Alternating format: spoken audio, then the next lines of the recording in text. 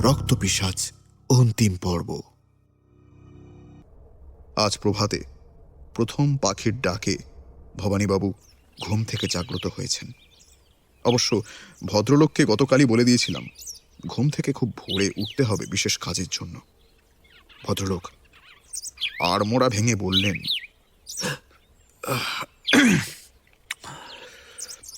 সারা রাত ঘুমাওনি দেখছি। আমি মাথা নাড়লাম। তো রক্তপিশাচের দেখা পেলে? কোনো আঘাত জাতীয় কিছু করেনি তো তোমায়? করতে চেয়েছিল কিন্তু পারেনি। ভদ্রলোক চুপ করে রইলেন, বোধহয় কিছু একটা ভাবছেন। আমি আবার বললাম, আচ্ছা হরিপদ কি উঠেছে? উঠলে ওকে একটু চা করতে বলবেন দয়া করে।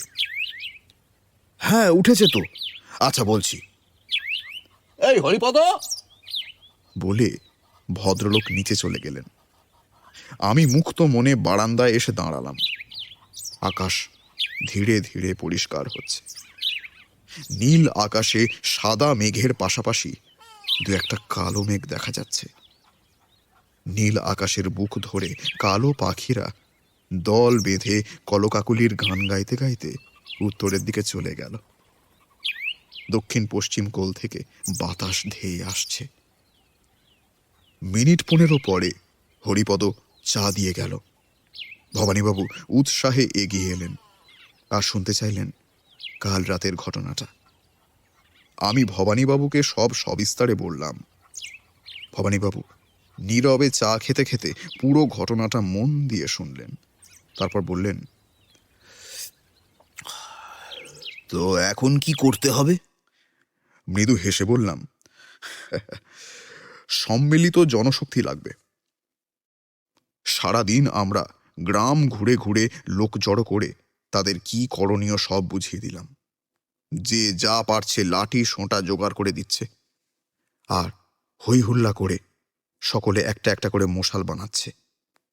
কচি কাঁচারা খুব আগ্রহের সঙ্গে ছুটোছুটি করে এসব কর্মকাণ্ড দেখছে। সবাই এক জায়গায় জড়ো হয়ে যেন অশুভ শক্তিবদের আগমনীর গান অদৃশ্য গলায় গাইছে। খুব কড়া রোদ পড়ছে। মাটির রুক্ষ ধুলোগুলো প্রবল বিদ্রোহের ধাক্কায় উড়ে উড়ে যাচ্ছে। সে এক বিরাট দৃশ্য। দূর থেকে দেখলে মনে হবে কোনো অত্যাচারী জায়গিরদারের বিরুদ্ধে শোষিত মানুষজন বিদ্রোহের পথে পা রাখার প্রস্তুতি নিচ্ছে। যখন তাদেরকে বলেছিলাম রক্তপিশাচকে পেয়ে গেছি, আজ রাতেই তাকে খতম করতে হবে, আর রক্তপিশাচ মারতে গেলে আপনাদের সাহায্য লাগবে, কথাটা শুনে তাদের দেহ মন হঠাৎ বিদ্যুতের মতো আলোড়িত হয়েছিল, যেন তারা এ কথার জন্যই এতদিন অপেক্ষা করছিল। প্রথমে ভেবেছিলাম হয়তো অর্ধেক ভয় সরে দাঁড়াবে, কিন্তু এমনটা একদমই হলো না। ভবানীবাবু এর মধ্যেই কয়েকবার জিজ্ঞাসা করেছিলেন, রক্তপিশাচ আসলে কে? আমি বললাম, এখন বলে দিলে যে উদ্দীপনাটা আপনার হচ্ছে সেটা কিছুটা কমতে পারে, তাই এখন বলবো না। আর তাছাড়া আজ রাতের মধ্যেই তো সব জানতে পারবেন, একটু ধৈর্য ধরুন। আমাদের গন্তব্য এখন শীতলদের বাড়ি। শীতলদের বাড়িতেই রক্তপিশাচ রয়েছে। আজকে কিছু একটা হতে চলেছে। এদিকে আমরা প্রস্তুত হলেও ওদিকে রক্তপিশাচের কেমন আয়োজন সে সম্পর্কে আমাদের কোনো ধারণা নেই। আজকে রাতে সারা পৃথিবীতে পূর্ণিমা নামবে। এই পূর্ণিমার রাতেই রক্তপিশাচকে মারতে হবে। মাঝে মাঝে মনে হয় এ কাজ সম্ভব হবে, আবার মাঝে মাঝেই মনে হয় আমাদের লক্ষ্য ব্যর্থ হবে। এরই মধ্যে একজন নতুন ভদ্রলোকের সঙ্গে পরিচয় হলো। নাম অজিত বাগচি। ভবানীবাবুর মতোই তাঁর বয়স। তিনি একজন ডাক্তার। আগে শহরে ডাক্তারি করতেন, কিন্তু এখন তার পৈতৃক গ্রামে চলে এসেছেন। আমাকে দেখে বললেন, শুনছিলাম তোমার কথা, কিন্তু তোমার সঙ্গে দেখা করার সময় বের করতে পারিনি। আমি অমায়িকভাবে হেসে বললাম, সে কিছু নয়, আমি আর কে বলুন। অজিতবাবু বললেন, কেন, বিখ্যাত ভূত গোয়েন্দা। আমি হেসে ফেললাম, বললাম, ভূত গোয়েন্দা? সে আবার কবে থেকে হলাম? তুমি বোধহয় জানো না, কলকাতায় আমিও থাকতাম। 1 বছর হলো গ্রামে এসেছি। কলকাতায় থাকতেই তোমার সকল ঘটনাগুলো আমি পড়েছি। সেই মাঝরাতের পুতুল, বিষধর, এসব অমৃতবাজার পত্রিকায় বেরিয়েছিল। আমি এই বিষয়ে কথা বাড়ালাম না, শুধু একটা ধন্যবাদ জানালাম। ক্রমে বিকেলের শেষ লগ্ন চলে এলো। আকাশ গোলাপি আভায় ভরে গেল। সব লোকেদের নিয়ে 4টে দল করলাম। প্রত্যেক দলের সাহসী ব্যক্তিকে দলনেতা মনোনীত করে বললাম, আপনারা শীতলদের বাড়ির পিছনের জঙ্গলের ভেতর লুকিয়ে থাকবেন। আপনারা সেখানে এখনই চলে যাবেন। সাবধান, কোনো রকম শব্দ করবেন না। আমি, ভবানীবাবু আর অজিতবাবু পরে যাব।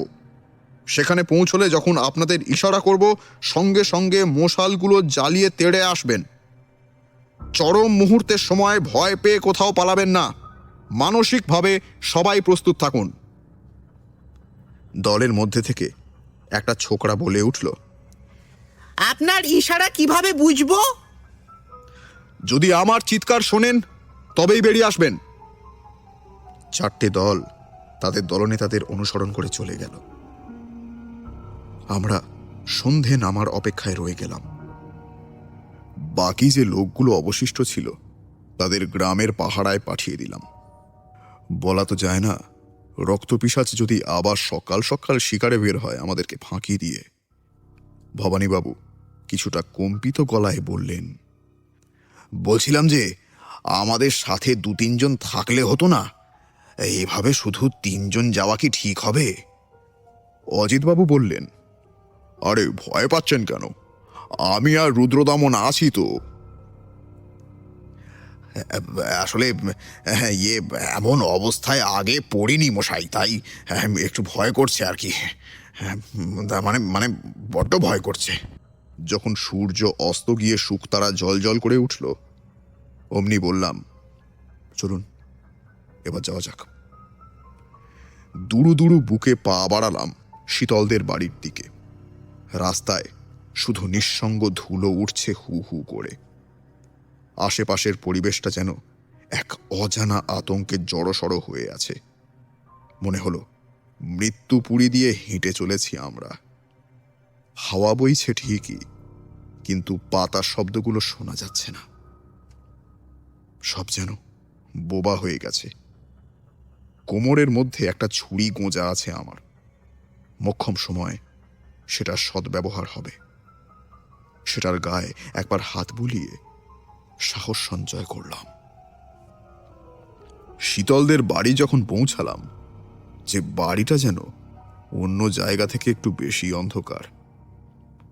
টর্চ একটা সাথে ছিল, সেটা জ্বালিয়ে কোমরের ছুরিটায় হাতে স্পর্শ দিয়ে বাড়িটার কাছে এগিয়ে যেতে লাগলাম। বাড়িটা যেন অতৃপ্ত আত্মাদের ভারে জরাজীর্ণ হয়ে আছে। বাড়ির ভিতর যে কেউ নেই সেটা বুঝতেই পারছি। ভিতর থেকে ক্যাঁচ ক্যাঁচ করে একটা মৃদু শব্দ ভেসে আসছিল। ভবানীবাবু আমার কাঁধ চেপে ধরলেন। ভদ্রলোকের ভয়ে হাত ঠান্ডা হয়ে গেছে।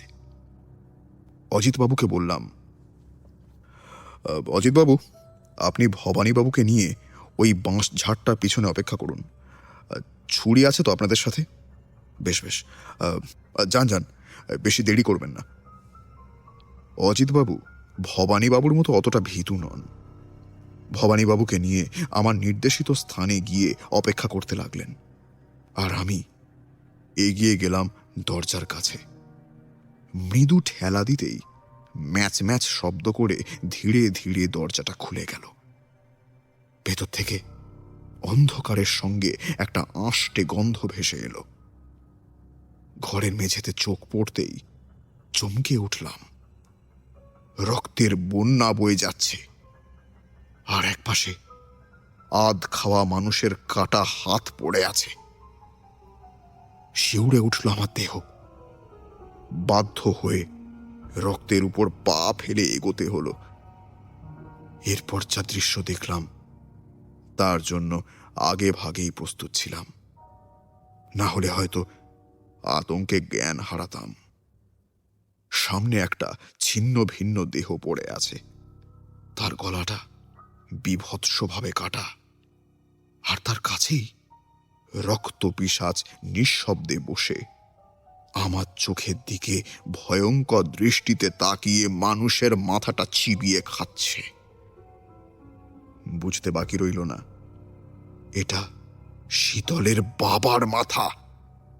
অর্থাৎ সে শীতলের বাবাকে সদ্য মেরেছে। মাথার পিছনে কোনো মতে ফুটো করে সেখান থেকে আঙুল দিয়ে মগজ খুঁটে খুঁটে বের করে পরম তৃপ্তিতে সে খাচ্ছে। রক্তপিশাচের মুখে সব জায়গায় তাজা রক্ত লেগে আছে। আমাকে দেখে সে হেসে হেসে বলল, দেখ দেখ কিভাবে মানুষের মাথা খায়, দেখ। বলে আবার আঙুল ঢুকিয়ে মগজ বের করে আনলো। আমি চোখ বন্ধ করে রইলাম। পাশের ঘরে তুষার আর কাঞ্চনের নিথর দেহ পড়ে আছে। 5 মিনিট এমন দৃশ্য চলার পর রক্তপিশাচ উঠে দাঁড়ালো। বুক সমান লম্বা জিভ বের করে মুখের রক্তগুলো চেটে চেটে আমার দিকে ধীর পায়ে আসতে লাগলো। অর্থাৎ আমাকে খাওয়ার মতলব তার। গতকাল রাতের সমস্ত রাগ তার চোখে মুখে এসে জমা হচ্ছে। কি ভীষণ দেখাচ্ছে তাকে। তবুও আমি একইভাবে দাঁড়িয়ে রইলাম। পর মুহূর্তেই সে হঠাৎ ক্ষুধার্ত বাঘের মতো একটা গর্জন করে আমার উপরে ঝাঁপিয়ে পড়তেই ক্ষিপ্র হস্তে ছুরিটা বের করে তার পেটে ঢুকিয়ে দিলাম।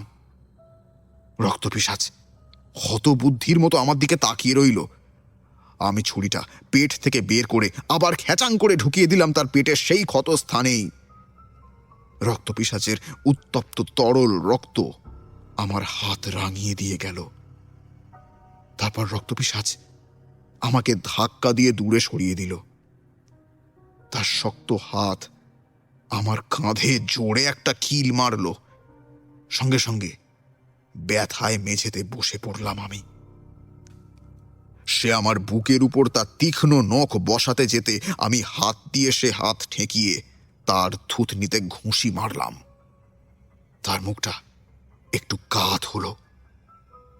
এরই ফাঁকে আমি আবার ছুরি দিয়ে আঘাত করতে যাব, অমনি রক্তপিশাচ খপ করে আমার হাতটা ধরে মোচড় দিল।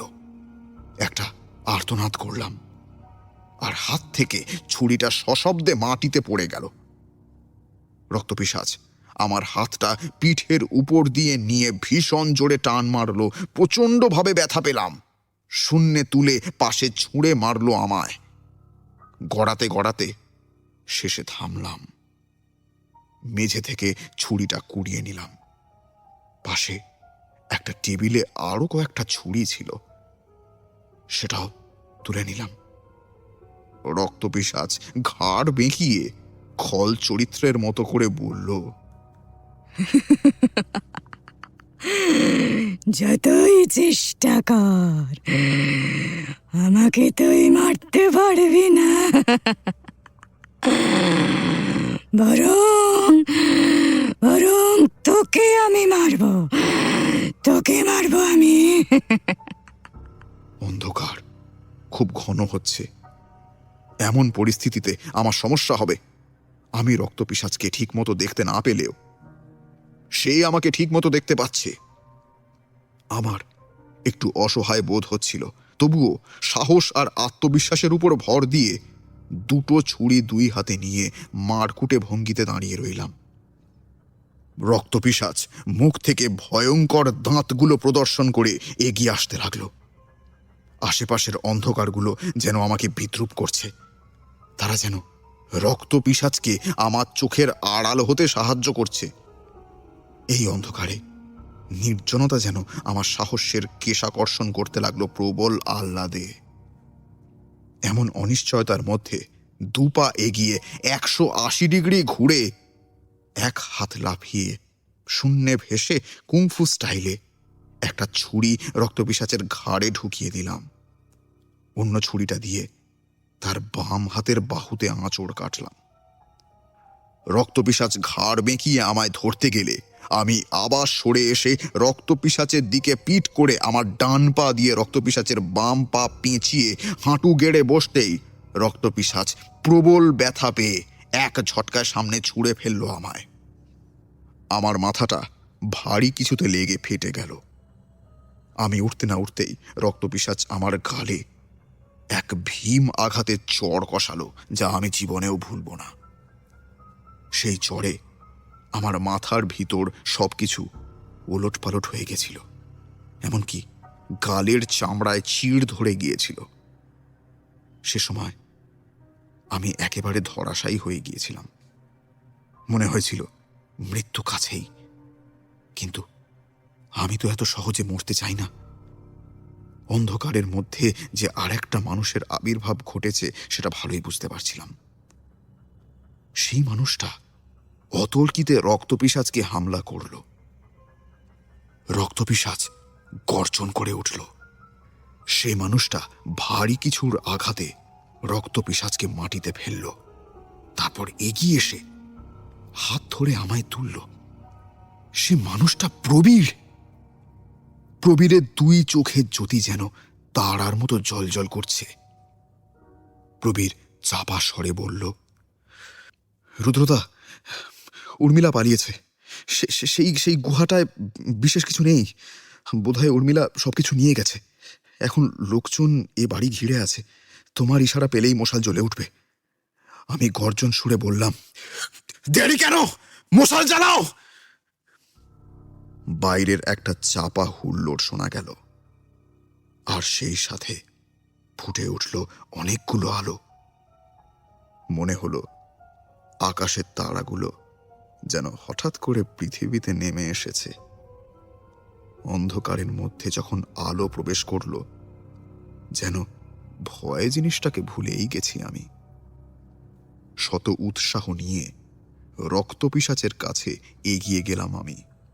প্রবীরকে বললাম, এ পা থেকে ওই মন্ত্রপুত নূপুরটা ছিঁড়তে হবে। প্রবীর। প্রবীর মাথা নাড়িয়ে সায় দিল। রক্তপিশাচকে বললাম, তুমি যে শীতলের মা হৈমবতী, সেটা ভালোই জানি আমি। আজ তোমার মৃত্যু দিয়ে আমরা আনন্দ করব। আমরা যেমনটা তোমার মানুষ খুন করে হতো, ঠিক তেমনটা।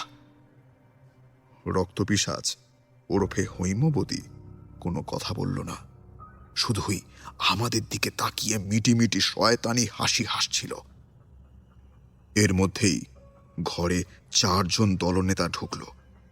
হয়তো ভবানীবাবুর চেঁচামেচিতে তারা ঘরে ঢুকতে বাধ্য হয়েছে।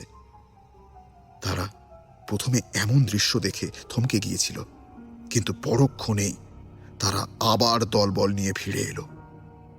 কয়েক মুহূর্ত স্থির থেকে আমরা 6 জন রক্তপিশাচের পিছন দিকে ছুটলাম। 6 জন 6 দিক থেকে আঘাত করে রক্তপিশাচকে প্রায় ধরাশায়ী করে দিলাম, কিন্তু রক্তপিশাচ তাও মরল না, বরং আরো দ্বিগুণ শক্তি নিয়ে রুখে দাঁড়ালো। কিন্তু ঝামেলা আর বাড়াতে চাইছিলাম না, তাই বিশেষ কায়দা করে রক্তপিশাচের পায়ের পাতা দিয়ে ছুরি ঢুকিয়ে দিলাম এবং রক্তপিশাচের পা মেঝেতে আটকে গেল। তারপর এক ঝটকায় পায়ের নুপুরটা খুলে ফেললাম। নুপুরের ঝুমঝুমিগুলো ছিঁড়ে মেঝেতে ছড়িয়ে গেল, আর রক্তপিশাচ হৈমবতীতে পরিণত হয়ে গেল। মানুষে রূপান্তরিত হলেও তার চোখ দুটো এখনো জ্বলজ্বল করছে ভয়ঙ্কর ভাবে। আমি বললাম, এটা হচ্ছে বিশেষ পিশাচ সিদ্ধ নূপুর, মন্ত্রপুত নূপুর। এটা যারা পিশাচ বিদ্যায় দক্ষ তারা এই নূপুরটা পায়ে দিলেই রক্তপিশাচে পরিণত হবে। তারপর মানুষ খেয়ে খেয়ে অমরত্ব লাভ করবে। কি হৈমবতী, তাই তো? হৈমবতী আমার দিকে কটমট করে তাকিয়ে রইল। আমরা বেরিয়ে এলাম। ভবানীবাবু এগিয়ে এলেন।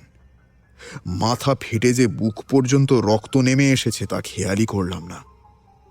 আমি পুরো ঘটনাটা সংক্ষেপে বললাম।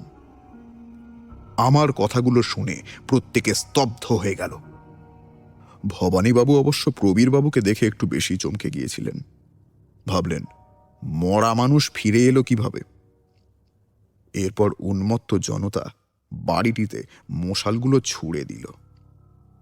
চোখের নিমেষে ঘরটায় আগুন ধরে গেল, আর ভিতর থেকে একটা আর্তচিৎকার বারবার ভেসে আসতে লাগলো। আকাশের চাঁদ যেন এই দৃশ্য দেখার জন্য ঝুঁকে রয়েছে। গাছের পাতাগুলো আন্দোলিত হলো মন্থর আনন্দে। সেই নুপুরটা বের করে বললাম, এটাই যত কাণ্ডের গোড়া। বলে সামনের আগুনে ফেলে দিতেই সেই জিনিসটা সঙ্গে সঙ্গে গুলে গিয়ে সবুজ বাষ্প ছড়িয়ে মিলিয়ে গেল। ভবানীবাবুর বৈঠকখানায় ভবানীবাবু, আমি আর ডাক্তারবাবু অজিত বাগচি বসে আছি। কিছুক্ষণ পরে প্রবীর এসে সামনের একটা খালি চেয়ারে বসল। ভবানীবাবু আমার দিকে তাকিয়ে বললেন, বলছি, ভোলার সীমা হব আর ধাঁধাটার রহস্যটা একটু খুলে বলো দেখি। আমি পায়ের উপর পা তুলে বসলাম। ভোলা সীমা হব বলতে বুঝিয়েছে শীতলের মা হৈমবতী। মৃত্যুর সময় ভোলার কথা বলতে এবং শ্বাস নিতে কষ্ট হচ্ছিল, তাই সে পুরো পরিচয়টা বলতে পারেনি। সংক্ষেপে সীমা হব কথাটা বলে গেছে, কিন্তু তখন আমি এর মানেটা ঠিক ধরতে পারিনি, কারণ সমস্ত সন্দেহ ছিল উর্মিলার উপর। এর সাথে উর্মিলার কোনো যোগসূত্র না পেয়ে ব্যাপারটা বেশ ভালো বুঝতে পারিনি। তারপর রক্তপিশাচ সেই দিন রাতে আমার ঘরে এলো। তখন থেকে আমার ভাবনাটা একটু পরিবর্তিত হতে লাগলো।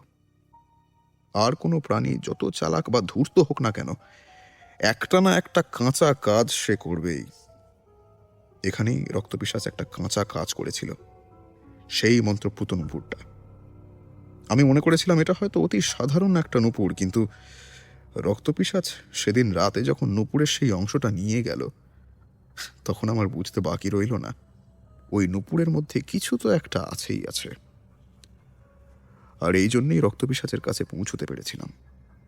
সেই নুপুরের 22টা ঝুমঝুমির খণ্ড থাকে। যে কোনো একটি খোয়া গেলে সেটির আর কাজ থাকে না, অর্থাৎ রক্তপিশাচ হওয়া যায় না। আমি খেয়াল করেছিলাম যতদিন সেই ঝুমঝুমিটা আমার কাছে ছিল ততদিন একটা উৎপাত হয়নি কোথাও। আমার কথা শেষ হতেই অজিতবাবু বললেন, এর আগে শীতলের মাকে সন্দেহ করতে না? করতাম। কিসের ভিত্তিতে করতে? এবার ভবানীবাবু জানতে চাইলেন। আমরা যেদিন শীতলদের বাড়ি গিয়েছিলাম সেদিন উর্মিলাকে 1 গ্লাস জল দিতে বলেছিলাম, কারণ তার পায়ে এই একই রকম নুপুর দেখেছিলাম আমি। তখন উর্মিলার উপর সন্দেহটা খুব ঘনীভূত হয়েছিল, কিন্তু একটা খটকা লাগলো। শীতলের মা যখন আমাকে শেষ কথাগুলো বলেছিল তখন তার পা একটু নড়েছিল, আর তখনই আর একটা নুপুরের আওয়াজ পেয়েছিলাম। বুঝতে পারলাম শীতলের মায়ের পায়েও আর একটা নুপুর আছে, কিন্তু নুপুরের অংশটা কিভাবে দেখব সেটা ভাবতে লাগলাম। তারপর ঘর থেকে যখন বের হলাম তখন শীতলের মায়ের পাটা ছুঁয়ে প্রণাম দেওয়ার অজুহাতে দেখে নিলাম হুবহু একই রকম নুপুর, যেমনটা উর্মিলাও পড়েছিল। আর আমার কাছে তখন যে ঝুমঝুমির খণ্ড ছিল তার মতোই বাকি ঝুমঝুমিগুলোর রূপ। তখনই বুঝেছিলাম রক্তপিশাচের বাস ওই শীতলদের বাড়িতে, কিন্তু রক্তপিশাচ কে বুঝতে পারছিলাম না। আমি বুঝতে পেরেছিলাম একার পক্ষে রক্তপিশাচকে খোঁজা সম্ভব নয়, তাই একজন সাহসী লোক দরকার ছিল। সব বুঝে শুনে দেখলাম প্রবীরই এর জন্য একমাত্র উপযুক্ত মানুষ, তাই ওর সঙ্গে বসে বসে অনেক গোপন পরিকল্পনা করি। ওকে অনেকটা গুপ্তচর বানিয়েছিলাম। সে রাতের বেলা ভূতের মতো ডালপাড়ার আড়ালে আড়ালে থাকতো। এভাবে থেকে সে অনেক তথ্য আহরণ করে সেগুলো আমার কাছে পৌঁছে দিত। তারপর আসে ধাঁধাটার কথা, বলছি ওটা। ওটা আসলে অংশুমানের লেখা নয়, ওটা প্রবীরেরই হাতের লেখা ছিল, আর ধাঁধাটা তার মস্তিষ্ক প্রসূতই ছিল, সেই সাথে একটু জটিলও ছিল। ধাঁধার প্রথমে ছিল কি ছিল যেন, হিমালয় শৃঙ্গের তুষারের প্রাণে হঠাৎ কাঞ্চন আসে মাতৃসম মনে। হিমালয় শৃঙ্গের তুষার কেমন প্রকৃতির হয়? নিশ্চয়ই ঠান্ডা শীতল প্রকৃতির হয়, অর্থাৎ শীতল প্রকৃতির। আর কাঞ্চনের আর একটা সমার্থক শব্দ হলো সোনা। হৈম মানেও কিন্তু সোনা বা স্বর্ণময়, অর্থাৎ এই শীতলের প্রাণে হৈম মায়ের মতো আছে, মানে শীতলের মা হৈমবতী। তারপরে আছে অগ্রকে করে ধ্বংস দিল যে তল, সেখানে অবস্থিত হয় সকল ভূমণ্ডল। শীতলের শি অক্ষরটা বাদ দিলে আর কি থাকে? নিশ্চয়ই তল শব্দটা থাকে। আর একটু ব্যাপক অর্থ চিন্তা করলে বলতে হয় ভূমণ্ডল, ভূতল, মৃত্তিকাদল, বনতল ইত্যাদি। আর এখানে এমনিতেই বলা আছে অগ্রকে অর্থাৎ আগেরটাকে সরিয়ে তল দেওয়া হয়েছে, মানে অগ্রকে করে ধ্বংস দিল যে তল। তারপর লাইনটা ছিল হঠাৎ পাথর খসে ভাঙে শেষ দিক, পৌষ মাঘের ছোঁয়া লাগে ওই দিক বিদিক। পাথর খসে শেষ দিক ভাঙলে অর্থাৎ শেষ অক্ষরটা চলে গেলে দিকে দিকে পৌষ মাঘের ছোঁয়া লাগে। পৌষ মাঘের ছোঁয়া মানে শীত, শীত লাগে। আর শীতলের ল বাদ দিলে থাকে শুধু শীত। শেষের দিকে আছে ইন্দ্রের বজ্র ওই ভাঙে মধ্যখান, এর ফলে সৃষ্টি হয় আচার ব্যবহার। তো শীতলে ত বাদ গেলে পড়ে থাকে শীল। এই শীল শব্দটি খুব গুরুত্বপূর্ণ। বাংলা অভিধান খুলে দেখবেন শীলের সমার্থক শব্দ হলো স্বভাব, চরিত্র বা আচার ব্যবহার ইত্যাদি। অর্থাৎ শীতলে ত চলে গেলে আচার ব্যবহারের সৃষ্টি হয়, অর্থাৎ শীল শব্দটির উৎপন্ন হয়।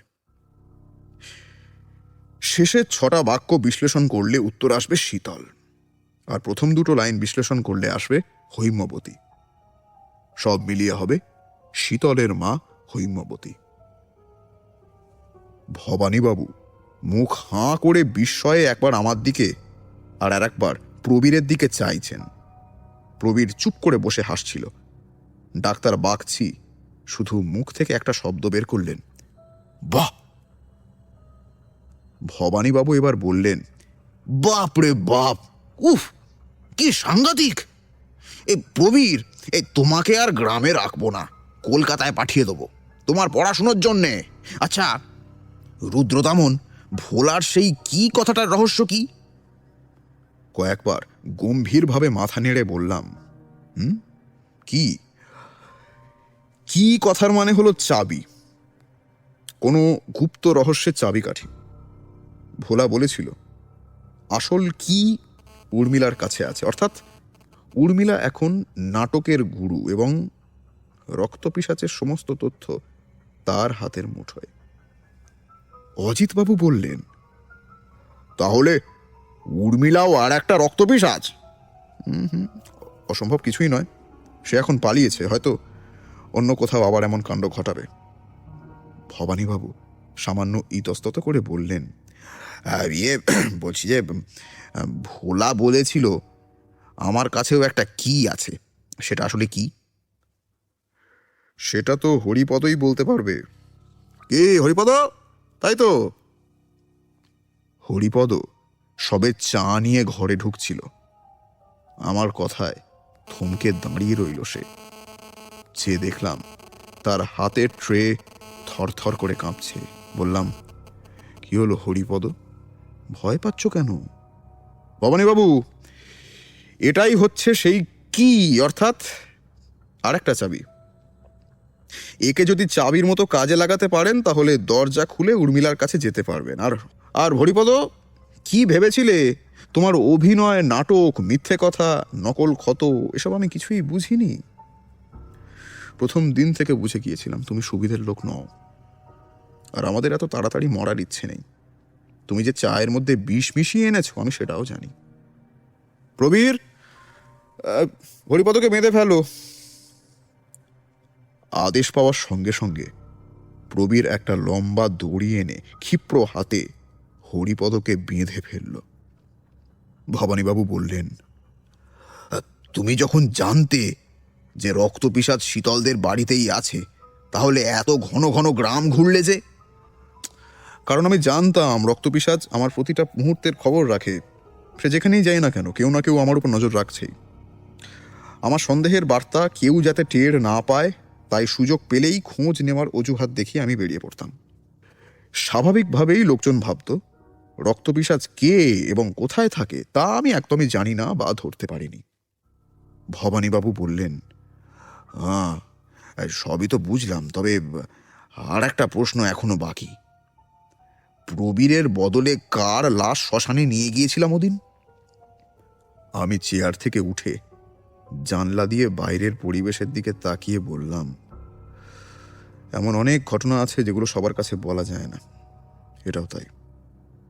আপনার অন্য সব প্রশ্নের উত্তর আমি দিতে পারলেও এই প্রশ্নটার উত্তর আমি দিতে পারবো না।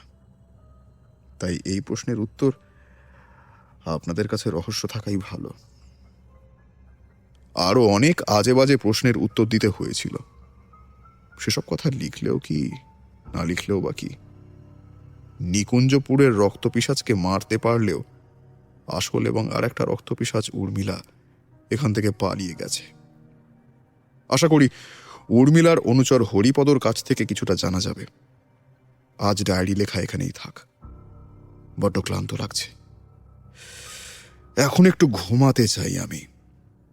আর তাছাড়া সুস্থ শরীরে কলকাতাতে ফিরতেও তো হবে।